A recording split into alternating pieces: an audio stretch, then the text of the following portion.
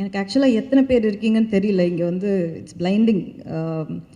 And one more small request, கொஞ்சம் time எடுத்துக்க போகிறேன், ஏன்னா படத்தில் பற்றி எல்லாரை பற்றியும் பேசணும். நாங்கள் ப்ரமோஷனாக பெருசாக I have not done much, so I think this is a stage where it's very important for me to talk.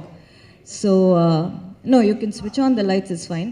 And I'd like a chair because நல்லா இருக்குது, ஸ்டைலாக இருக்குன்னு ஷூவெல்லாம் போட்டு வந்துடுறோம், இவ்வளோ நேரம் நின்று பேச முடியாது, ரொம்ப கஷ்டமாக இருக்குது.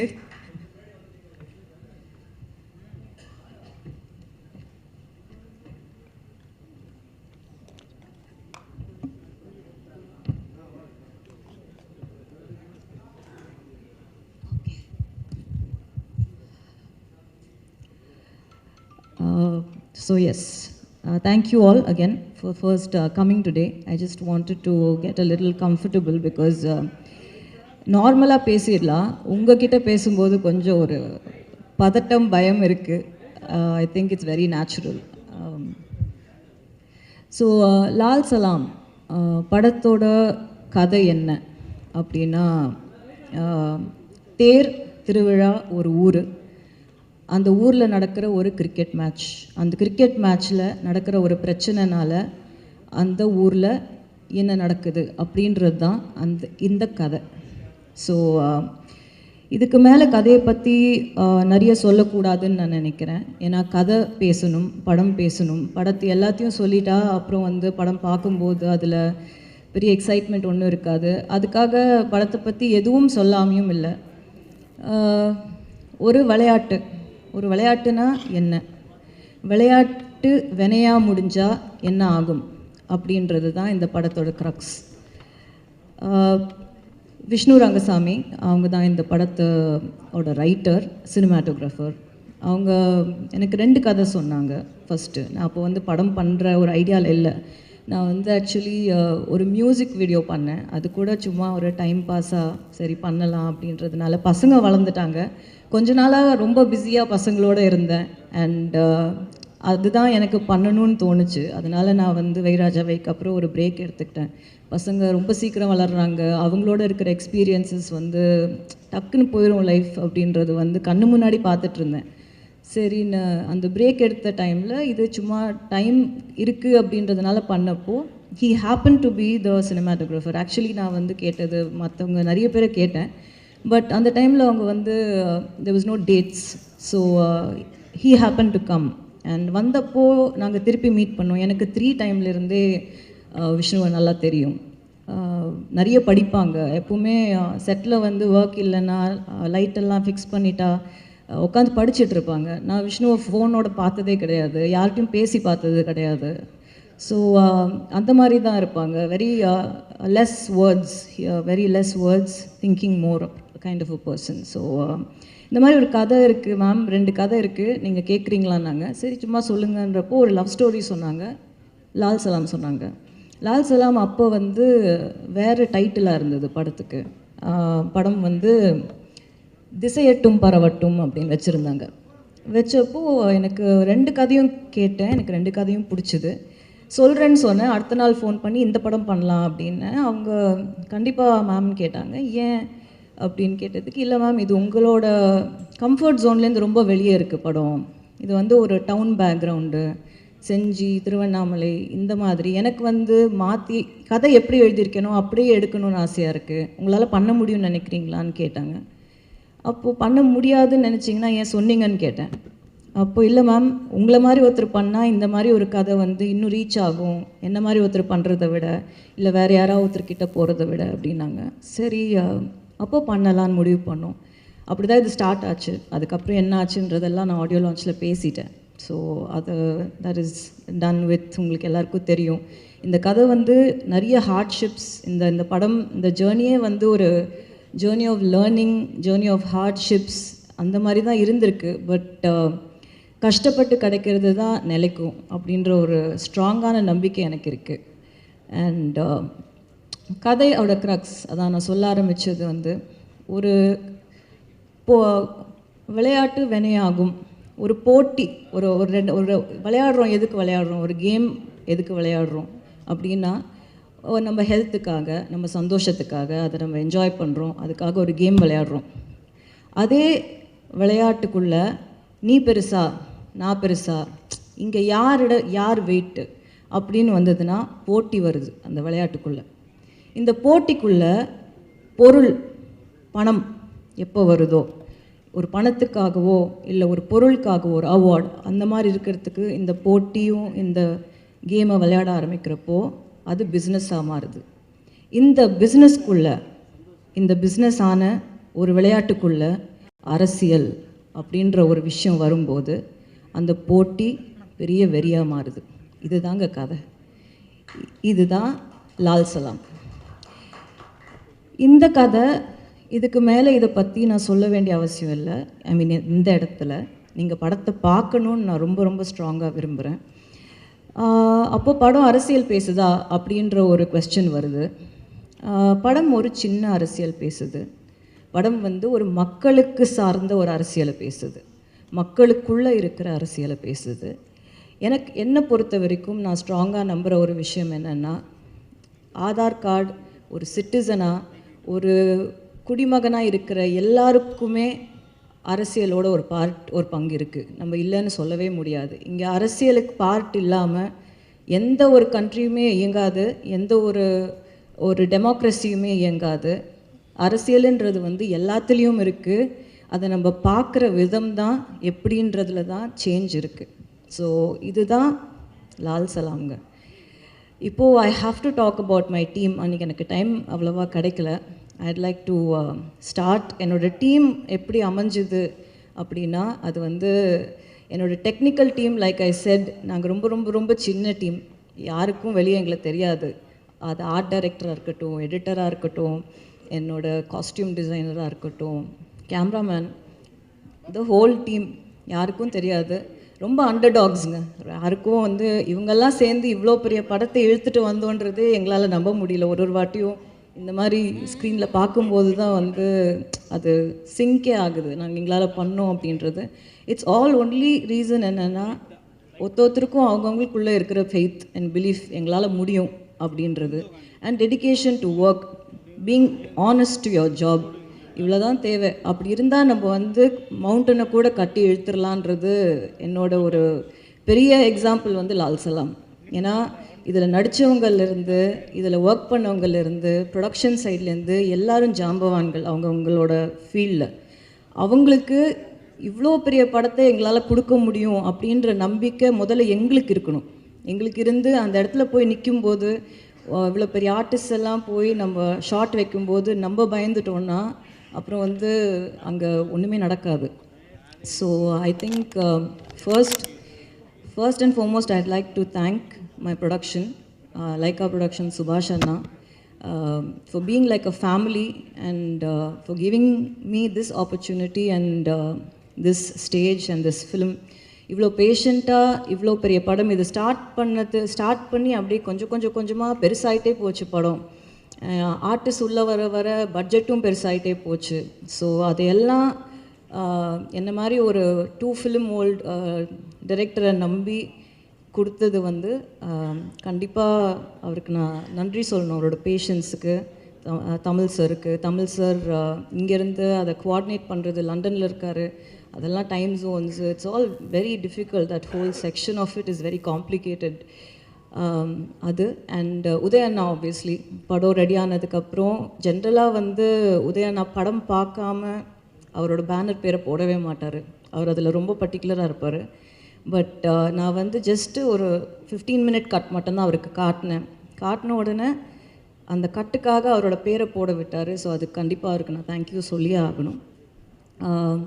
தென் I have to come to my team, the crew. I'll start with செந்திலையா வந்து அப்பாவோட அவ்வளோ ட்ராவல் பண்ணியிருக்காரு, அவ்வளோ எக்ஸ்பீரியன்ஸஸ் இருக்குது. என்ன சின்ன வயசுலேருந்து பார்த்துருக்காரு. அவருக்கு இந்த மாதிரி ஒரு கேரக்டர் என்னால் கொடுக்க முடிஞ்சுது அப்படின்றது வந்து காடோட பிளெஸ்ஸிங் டெஃபினெட்லி. அவர் என் படத்தில் இருக்கார் அப்படின்றதே எனக்கு வந்து ரொம்ப பெரிய பிளெஸ்ஸிங். அவர் வந்து வாழ்ந்திருக்கார் கேரக்டரை. நீங்கள் பார்த்தீங்கன்னா உங்களுக்கு புரியும். அவர் ஆக்சுவலி பார்த்தீங்கன்னா அவரை சுற்றி தான் வந்து கதையே நகரும். அவர் தான் இந்த படத்தோட இமோஷனே அவரோட கேரக்டர் தான் இந்த படத்தோட இமோஷன். ஸோ ஒரு ஊரில் இருக்கிற ஒரு ஒரு வயசான அந்த ஊர் என்ன என்ன பார்த்துருக்கு, என்ன எக்ஸ்பீரியன்ஸ் பண்ணியிருக்கு, ஒரு ஒரு ஊரில் இருக்கிற ஆளுங்க என்ன ஹார்ட்ஷிப்ஸ் ஃபேஸ் பண்ணுறாங்கன்னு ஒருத்தர் பார்ப்பாங்கல்ல. ஒரு பெரியவர் சின்ன வயசுலேருந்து ஒரு பொண்ணு இந்த ஊரில் வளர்ந்துருக்குப்பா, ஒரு பையன் இந்த ஊரில் வளர்ந்துருக்கான், அந்த பையன் எப்படி வளர்ந்தான், எந்த ஊருக்கு போனான், அவனுக்கு என்ன குழந்தை பிறந்தது, என்ன பிரச்சனையாச்சு, அவங்களுக்கு கல்யாணம் ஆச்சு, அவன் எப்படி இருந்தான், இதெல்லாம் பார்த்துட்டு அவனும் செத்து போயிருப்பான், இவங்கெல்லாம் இன்னும் இருப்பாங்க. அந்த மாதிரி வந்து இந்த படத்தில் அவர் ஃபுல்லாக த்ரூ அவுட் இருக்கார். அவர் இல்லாத போர்ஷன்ஸ்லேயும் அவர் இருப்பார். அவர் எங்களோட ஸ்பிரிட்டில் இருந்தார். அவர் எங்களோட படத்தில் அந்த கதையில் வந்து அவர் தான் கதை. செந்தில் ஐயாவோட கேரக்டர் தான் கதை. அது அவர் அவ்வளோ அவ்வளோ அதை உள்வாங்கி அவர் வந்து நடித்தார். அவர் வந்து அந்த ரோலாகவே வாழ்ந்தார்.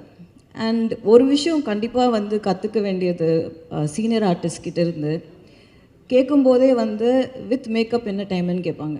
அது வித் மேக்கப் வித்தவுட் மேக்கப் இப்போ ஜாஸ்தி போடுறது கிடையாது.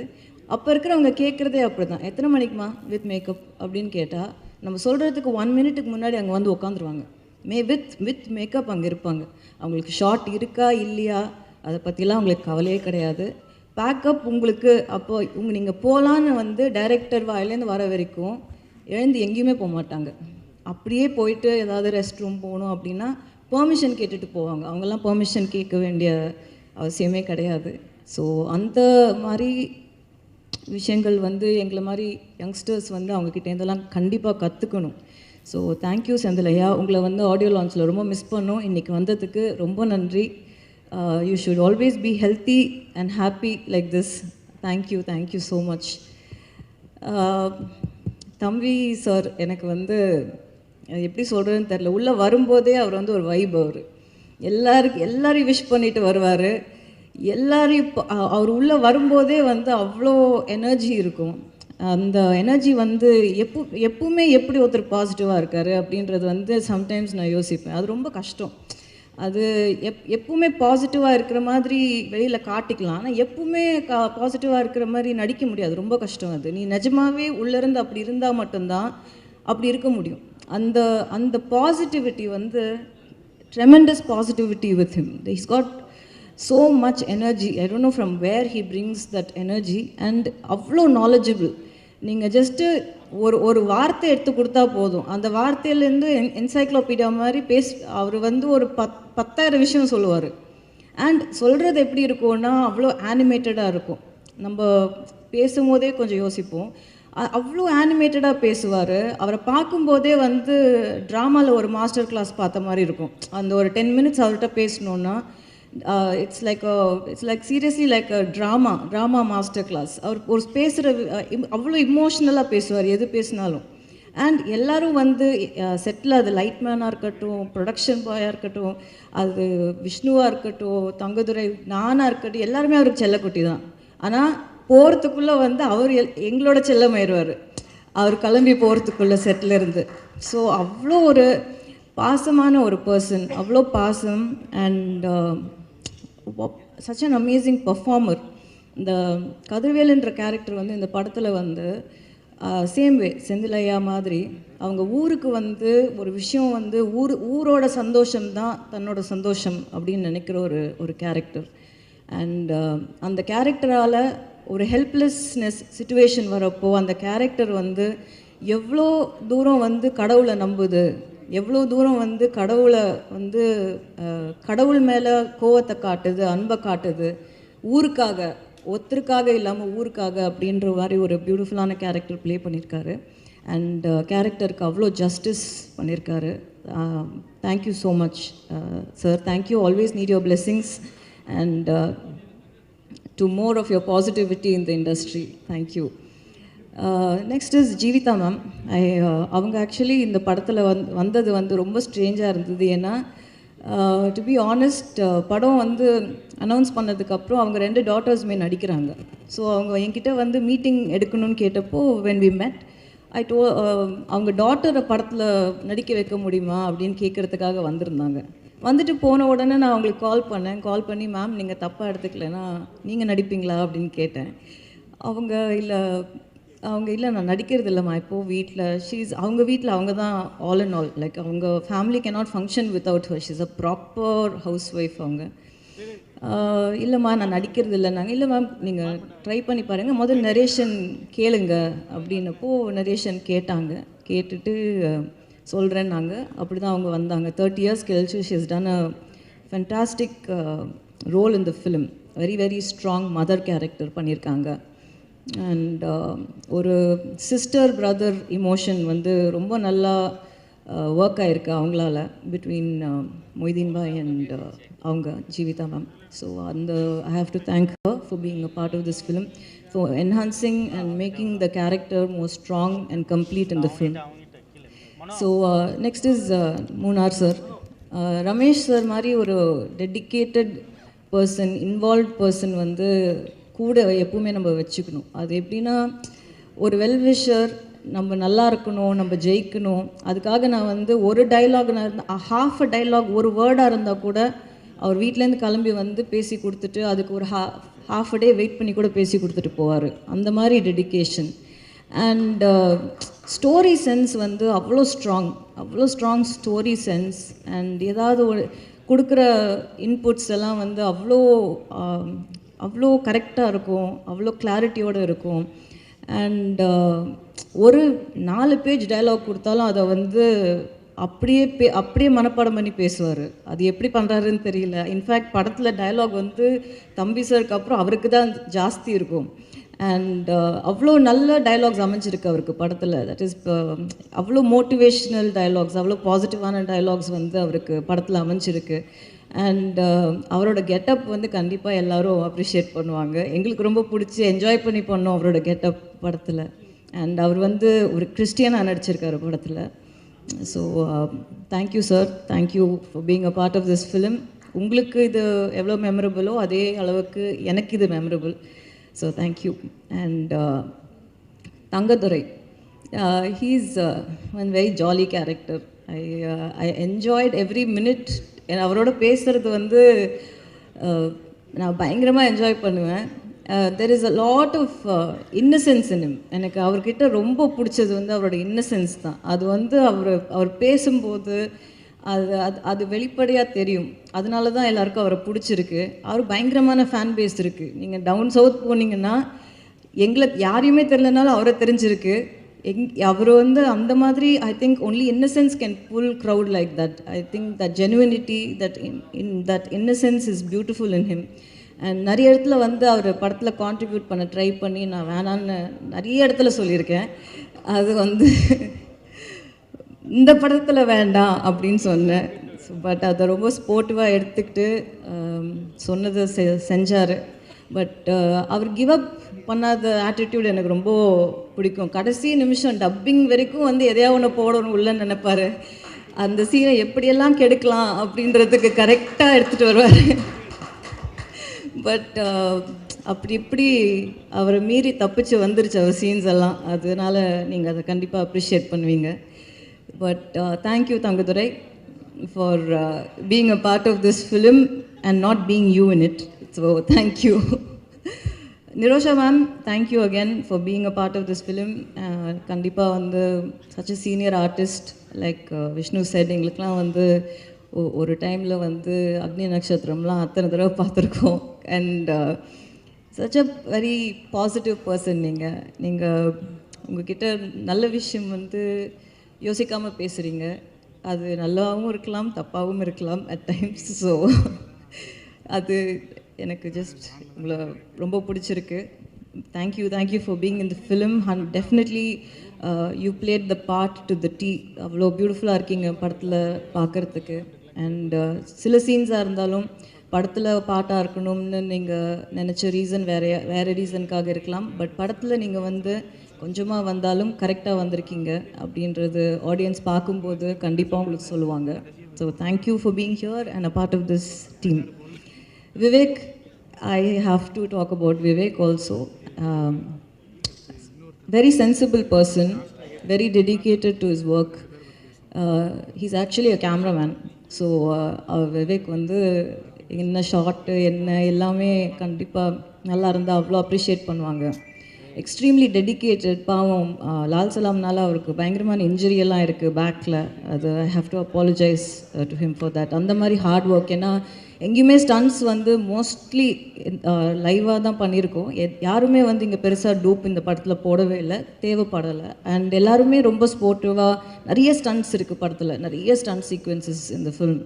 ஸோ அது எல்லாருமே வந்து ரொம்ப ஹார்டாக பண்ணியிருக்காங்க. ரொம்ப ஹார்ட் கோர் ஒர்க் அண்ட் எல்லா live locations. So there's too much of work that has gone in. எல்லா படத்துலையும் எல்லாருமே ஹார்டாக தான் ஒர்க் பண்ணுறாங்க. பட் நாங்கள் பண்ண ஹார்ட் ஒர்க்கையும் நான் சொல்லி தான் ஆகணும். அதை வந்து மற்றவங்க பண்ணலை, நாங்கள் மட்டும் தான் பண்ணோன்னு நான் இங்கே சொல்லலை. நாங்களும் பண்ணியிருக்கோம், ரொம்ப ஹார்டாக ஒர்க் பண்ணியிருக்கோம். எல்லாருமே ரொம்ப ஹார்டாக ஒர்க் பண்ணியிருக்காங்க. Night and day, sometimes double shifts எல்லாம் நிறைய போட்டிருக்கோம் பிகாஸ் ஆஃப் லைவ் லொக்கேஷன்ன்றதுனால. மழை அடுத்த நாள் மழை வரப்போகுது, ஸோ இன்றைக்கி முடிக்கணும் அப்படின்ற மாதிரி ரவுண்ட் த கிளாக்லாம் நாங்கள் ஒர்க் பண்ணியிருக்கோம். அதுக்கு கொஞ்சம் கூட மூஞ்சி சுவைக்காமல் எல்லாருமே ஒர்க் பண்ணாங்க. ஏன்னா சம்வேர் ஐ திங்க் எல்லாருக்குமே இந்த படம் வந்து ஒரு நல்ல விஷயம் வந்து வெளியே சொல்ல வருதுன்றதை எல்லாரும் உள்ளே நம்புகிறாங்க. அந்த நம்பிக்கை தான் அவங்கள வந்து இவ்வளோ தூரம் டெடிக்கேட்டடாக ஒர்க் பண்ண வச்சுது அப்படின்றத நான் ரொம்ப ஸ்ட்ராங்காக நம்புகிறேன். And Dhivakar last minute entry தான் படத்தில். ஐ திங்க் தங்கம் சொல்லி தான் ஹீ கேம். படத்தில் வந்து விஷுவலாக வந்து திவாகர் வந்து ரொம்ப கம்மியாக இருப்பாங்க. ஆனால் நீங்கள் வெளியே போகும்போது கிரிக்கெட் மேட்ச்சில் வந்து யாரை ஞாபகம் வச்சுருக்கீங்களோ இல்லையோ, திவாகரை ஞாபகம் வச்சுப்பீங்க அவர் வாய்ஸ்னால். அவ்வளோ அழகாக, அவ்வளோ ஹார்ட் ஒர்க்கோட அந்த ஒரு கமெண்ட்ரி பண்ணியிருக்காரு. ஐ திங்க் அந்த கமெண்ட்ரி தான் அந்த 2 கிரிக்கெட் மேட்ச்சில் வந்து அவ்வளோ பெரிய பார்ட் ப்ளே பண்ணுது. அந்த ஊரோட ஜாகிரஃபியிலேருந்து, லைஃப் ஸ்டைல்லேருந்து, அந்த பீப்புளோட இமோஷன்ஸ்லேருந்து, என்ன மாதிரி ஆளுங்க அங்கே இருக்காங்கன்றதுலேருந்து வந்து அந்த கமெண்ட்ரியிலேருந்தே வந்து நம்ம ஃபீல் பண்ண முடியும் அந்த சீக்வென்ஸில். அண்ட் என்னோட art director Ramu Thangaraj, very very silent person. அவரும் என்னோட குரூப்பே ரொம்ப ஒரு சைலண்ட்டான குரூப் தான் அது. பட் வேலையை கரெக்டாக பண்ணிடுவாங்க எல்லாருமே. ரொம்ப டெடிக்கேட்டட், ரொம்ப இன்ட்ரெஸ்ட் எடுத்து சின்ன சின்ன நியூஆன்சஸ், சின்ன சின்ன டீட்டெயிலிங். ஏன்னா கதை வந்து 90s செட் ஆனதுனால சின்ன சின்ன டீட்டெயில்ஸ் கூட வந்து ரொம்ப அழகாக எடுத்து, ரொம்ப ரிசர்ச் பண்ணி டைம் எடுத்து பண்ணுவாங்க. பாவம், நாங்கள் தான் டைம் நிறைய யாருக்கு கொடுக்குறது, எங்கே டைம் கொடுக்குறோம். போய் ஷார்ட் வச்சா வந்து ஓடுறது தான், அங்கேருந்து வந்து பேக்கப் வரைக்கும் எப்போ முடிப்போம், எப்படி முடிக்கிறதுன்னு அந்த மாதிரி எடுத்தோம். ஐ திங்க் ஒரு 91 days we have shot for this film. அந்த 91 daysமே வந்து எக்ஸ்ட்ரீம் லேர்னிங் எக்ஸ்பீரியன்ஸ் அது ஒருத்தரோடையும். அண்ட் நான் ரொம்ப பெருமையாக சொல்லிக்கிற விஷயம் ஒரு விஷயம் கண்டிப்பாக இருக்குது. சினிமாவில் வந்து சண்டை போடாத ஆளுங்களே கிடையாது, சண்டை நடக்காத செட்டே கிடையாது. எனக்கு தெரிஞ்சு லால் சலாமில் சண்டையே நாங்கள் போடல. அதை நான் ரொம்ப பெருமையாக சொல்லிக்கிறேன் இந்த டீமை பற்றி. ஐ திங்க் அது ரொம்ப பெரிய விஷயம். ஏன்னா different opinions, different personalities, different ideologies எல்லோரும் சேர்ந்து ஒரு இடத்துல கண்டிப்பாக கான்ட்ரடிக்ஷன்ஸ், கண்டிப்பாக மனஸ்தாபங்கள், கண்டிப்பாக அந்த மாதிரி விஷயங்கள்லாம் நடக்கிற ஒரு இடத்துல அதையும் மீறி ஒரு படத்துக்கு நல்லது நடக்கணும், அதையும் மீறி வந்து இந்த படம் நல்லா வரணும்னு ஒரு ஹோல்சமாக ஒரு டீம் நினைக்கிறப்போ அதையெல்லாம் தாண்டி வந்துடுது. அது எங்கேயுமே வந்து எங்கேயுமே எந்த ஒரு விஷயமுமே வந்து ஒரு பெரிய பிரச்சனையாக வந்து எங்களுக்கு வரவே இல்லை. கடவுள் புண்ணியத்தில் இந்த டீம் எனக்கு அப்படி அமைஞ்சுது. அது இந்த மாதிரி ஒரு டீம் இல்லாமல் கண்டிப்பாக என்னால் பண்ண முடியாது. நான் இன்னும் ஒரு 2 பேரை கண்டிப்பாக மென்ஷன் பண்ணணும். ஒன்று அன்லர்ஸ் மாஸ்டர், கூப்பிட்ட உடனே வந்தார். அவ்வளோ பெரிய மாஸ்டர் அவர், அவ்வளோ பிஸி. அந்த ஸ்கெட்யூல்லையும் வந்து சாரோட ஒரு 2 ஃபைட் சீக்வன்ஸ் இருக்குது, வந்து பண்ணி கொடுத்துட்டு போங்கன்னப்போ இம்மீடியட்டாக வந்தார். I think he was with Indian பண்ணிகிட்டு இருந்தாருன்னு நினைக்கிறேன். அந்த டைமில் கூப்பிட்டப்போ இம்மீடியட்டாக வந்து பண்ணி கொடுத்தாரு. அவர் தான் எனக்கு வந்து பாபு மாஸ்டரை வந்து இன்ட்ரடியூஸ் பண்ணார் படத்தில். பாபு மாஸ்டர் வந்து ஒரு சின்ன ரோல் பண்ணுறதா ஆரம்பித்து கடைசியில் வந்து ஐ திங்க் படம் பூரா பாபு மாஸ்டர் இருப்பார். அவரை வந்து நாங்கள் செட்டில் கூப்பிடும்போது சம்டைம்ஸ் வந்து போய் காஸ்டியூம் போட்டு வாங்க மாஸ்டர்னுவோம். அப்புறம் கொஞ்ச நேரத்தில் வந்து காஸ்டியூம் மாற்றிட்டு மாஸ்டராக வாங்கணுவோம். ஸோ பாதி நேரம் வந்து கேரக்டராக இருந்தார், பாதி நேரம் மாஸ்டராக இருந்தார் படத்தில். அவ்வளோ ஒரு பாசமான பர்சன்.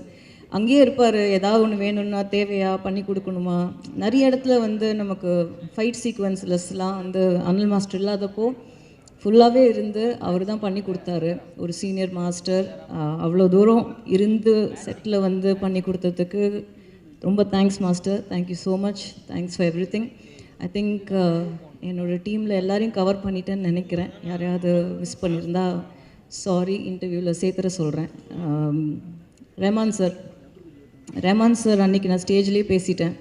இன்றைக்கி கூட வந்து காலையில் திட்டிகிட்டு இருந்தேன் அவரை. இந்த மாதிரி எப்படி நீங்கள் வந்து ரிலீஸ் அப்போ என்னை விட்டுட்டு போகலாம் அப்படின்னு. அவர் யூஎஸில் இருக்கார். ஆக்சுவலி கிராமி அட்டன் பண்ண போயிருக்காரு.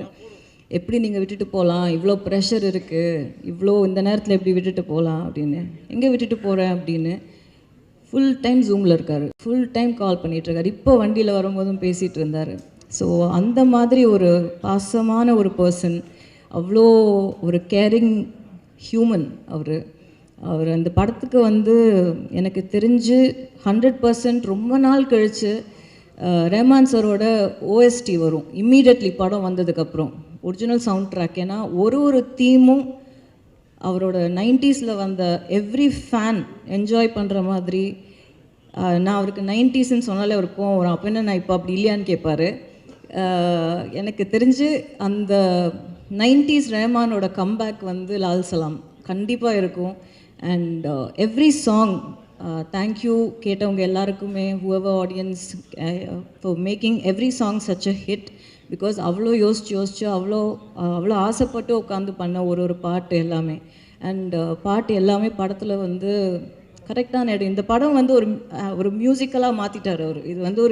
இது ஒரு மியூசிக்கல் ஃபிலிம். நீங்கள் பார்த்தீங்கன்னா தெரியும்.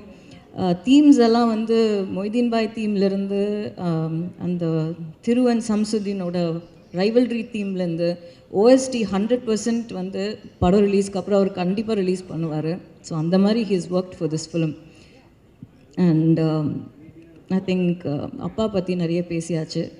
எனக்கு அது ஜாஸ்தி பேச இப்போ வேண்டான்னு நினைக்கிறேன்.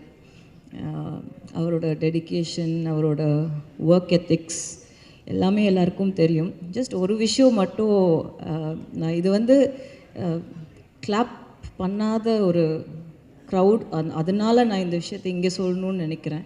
ஏன்னா கிளாப்புக்காக பேச வேண்டிய அவசியம் நிஜமாகவே இல்லை. இது உண்மை நான் சொல்கிறது. ஐ திங்க் யாரோ அந்த ஏர்போர்ட்டில் போகும்போது பாசிங்கில் கேட்டிருக்காங்க இந்த நான் ஆடியோ லான்ச்சில் பேசினதை பற்றி. அவருக்கு நிஜமாகவே நான் என்ன பேச போகிறேன்னு தெரியாது. It took him by surprise. And நான் ஜாஸ்தி பேச மாட்டேன் யூஸ்வலி இட் செல்ஃப். அதனால் அந்த தைரியத்தில் அவர் வந்து உட்காந்துட்டார். அன்றைக்கி வந்து நான் அவரை ரொம்ப I took him by shock. So அப்போது ஏர்போர்ட்டில் நிறுத்தி கருத்து கேட்டிருக்காங்க. இந்த மாதிரி பேசிட்டாங்களே அப்படின்றப்போ அதுக்கு அவர் எக்ஸ்ப்ளனேஷன் கொடுத்துட்டாரு. எனக்கு என்னோடய கருத்தை நான் அன்றைக்கே பேசிட்டேன். அப்போ ஐ திங்க் யாரோ கேட்டிருக்காங்க, இது என்ன லால் சலாம் படத்துக்காக ஸ்ட்ராட்டஜியா, இல்லை இது வந்து நீங்கள் ஆல்ரெடி பிளான் பண்ணி வச்சு பண்ணதா அப்படின்ற மாதிரி கேட்ட மாதிரி எனக்கு கேட்டுச்சு. அதுக்கு நான் ஒரு சின்ன எக்ஸ்ப்ளனேஷன் தான் கொடுக்கணும்னு நினைக்கிறேன். என் மூலியமாக ஸ்ட்ராட்டஜி பண்ணியோ, இல்லை படத்தில் அரசியல் பேசியோ, இல்லை படத்தில் வந்து அவர் நம்பாத ஒரு விஷயத்தை நடித்தோ சூப்பர் ஸ்டாரோட படம் ஓட வேண்டிய அவசியம் இல்லைங்க.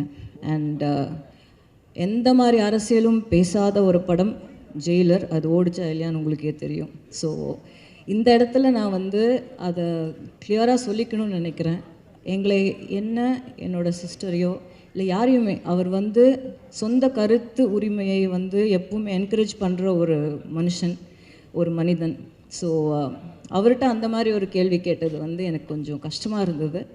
அது வந்து அவரை கேட்டிருக்கலாம், நம்ம யாரை கேட்டிருந்தா என்னையே கேட்டிருக்கலாம், ஓகே நான் ஆன்சர் பண்ணியிருப்பேன். பட் அவரை அதை கேட்டிருக்க வேணாம். அவர் அதை பண்ண வேண்டிய அவசியம் கடவுள் அவருக்கு கொடுக்கல.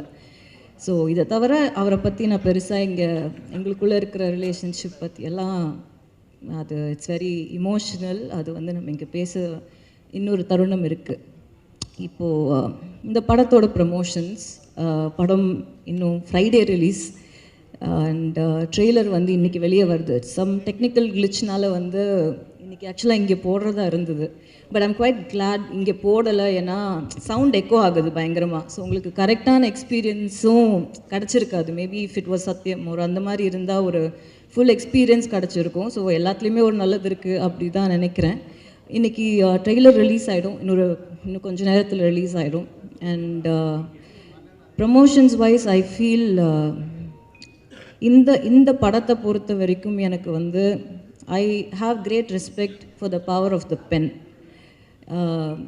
எழுதுறவங்களோட பவர் வந்து ரொம்ப ஜாஸ்தி. அது வந்து கதையாக இருக்கட்டும், அது வந்து கருத்தாக இருக்கட்டும், எதுவாக இருந்தாலுமே எழுதுகிறவங்களுக்கு வந்து அந்த அந்த பவர் வந்து இருக்குன்றது நான் ரெஸ்பெக்ட் பண்ணுறேன், அதை நம்புகிறேன்.